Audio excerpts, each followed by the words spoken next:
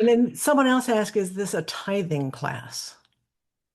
I've created both. So I talk about tithing in the book because we get a lot of obviously pushback around tithing because it's scary for some people to tithe. And I was there. It was really scary when I first took a prosperity course and started tithing. So there's a whole section of step 3, concrete steps. Tithing is a concrete step, by the way.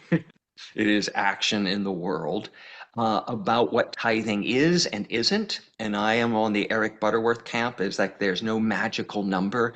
10% isn't going to unlock some secret key that's going to fill you with abundance. But what it does do is that it shows you where you are having beliefs of lack and not enoughness and pushes you through it into another section of your life. And I know that going from bankruptcy and broke, what got me to the other side to living an abundant life was tithing, was giving.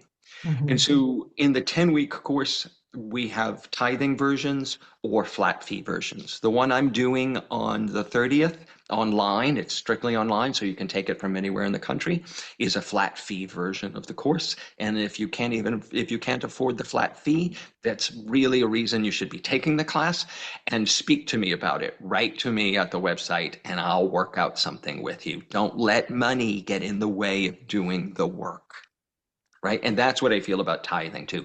Don't let money get in the way of doing the processes, the practice, the spiritual practice that shifts your life.